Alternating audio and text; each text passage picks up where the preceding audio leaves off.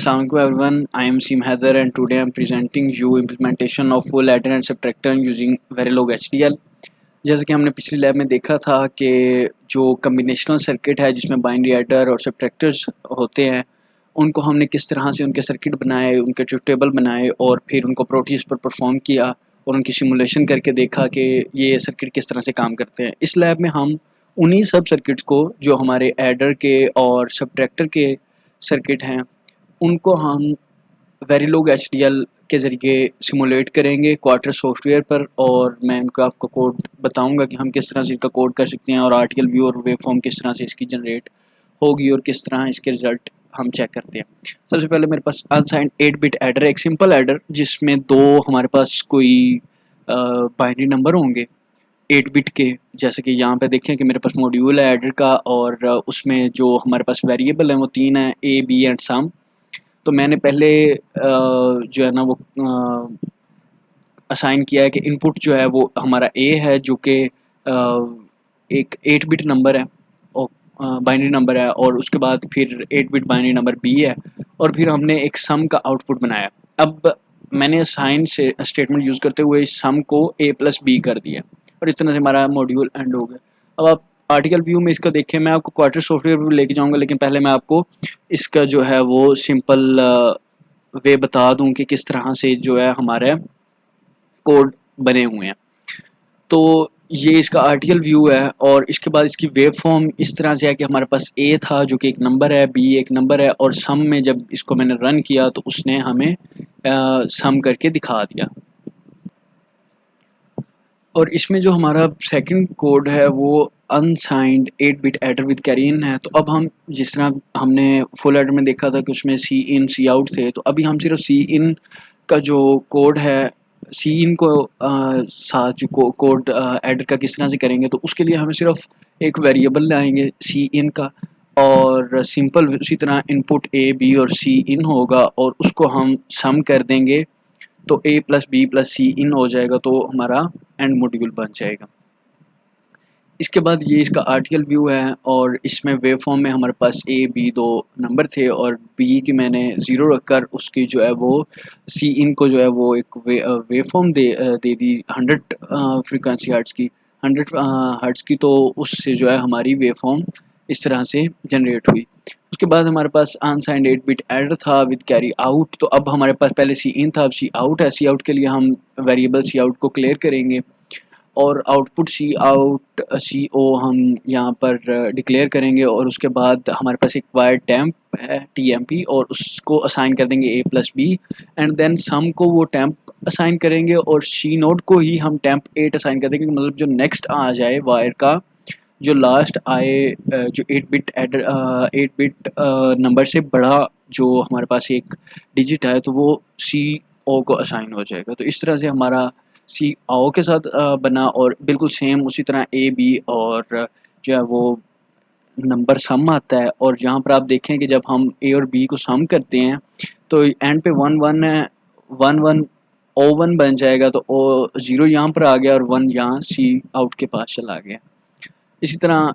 A unsigned 8 bit adder with carry in and out, C in और C out दोनों होंगे इसमें। तो सिंपल हम सी इन को भी डिक्लेयर करेंगे, सी आउट को भी करेंगे, और उसी तरह से सी इन को ऐड में एडिशन में ऐड कर लेंगे और सी आउट को टेम्प हम डिक्लेयर कर देंगे। उसी तरह हमारे पास अब हमारे पास 3 नंबर हो जाएंगे ए बी और सी इन, और फिर सी आउट को हम यहाँ से सम के लिए डिक्लेयर कर देंगे। उसके बाद हमारे पास जो 8 बिट एडर और सब्ट्रैक्टर का ऑप्शन है उसमें हम सिंपल ये करेंगे कि हमारे पास जो है वो हम वही ए बी और सिलेक्शन के लिए एक एस डिक्लेयर करेंगे, वेरिएबल एस लेंगे, और रिजल्ट के लिए आर ई एस ले लेंगे। तो यहाँ पर हमने आउटपुट रजिस्टर रिजल्ट को रखा है और हमने बिगन वाला केस, ऑलवेज बिगन वाला केस यूज़ किया है, और ऑलवेज में हमने डिक्लेयर किया कि ए और बी और एस होगा, और if s is 1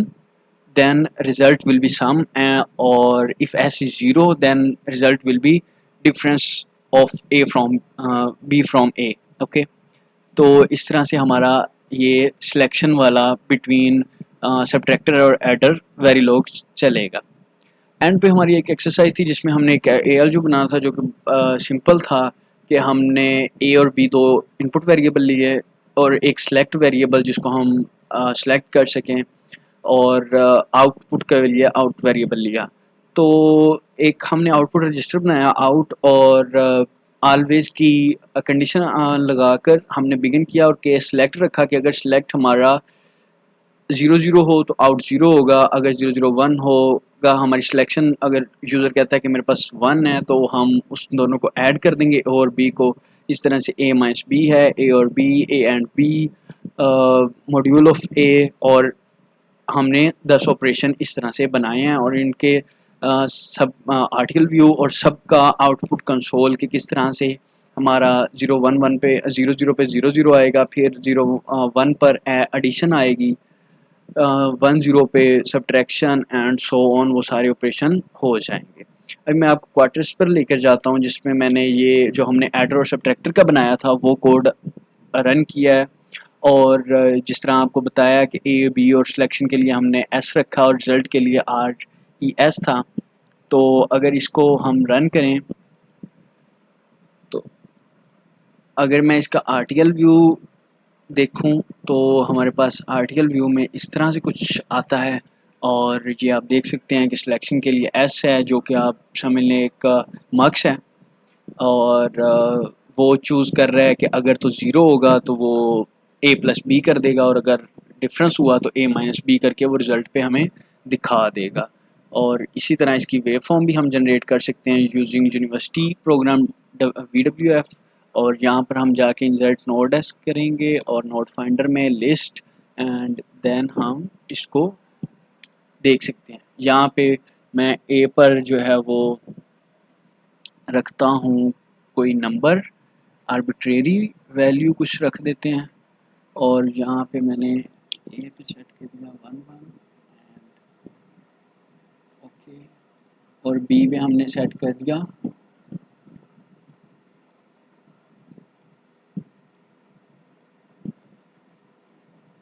ओके। तो अब आप देखेंगे हमारे पास ज़ीरो था तो कंडीशन जो हमारे पास थी वो ये थी कि अगर हमारे पास ज़ीरो होगा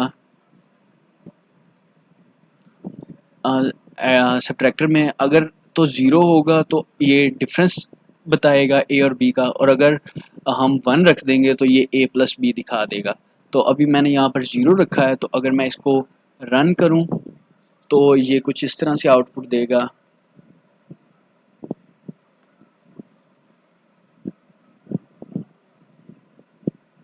ये थोड़ा टाइम लगाता है आउटपुट जनरेट करने में।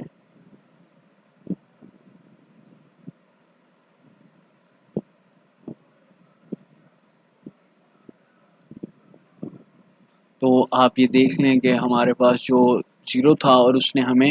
इन दोनों का डिफरेंस जनरेट करके आउटपुट पे दे, और इसी तरह से इसका एडर भी हम कर सकते हैं। आई होप कि आप लोगों को समझ आई होगी और थैंक यू सो मच।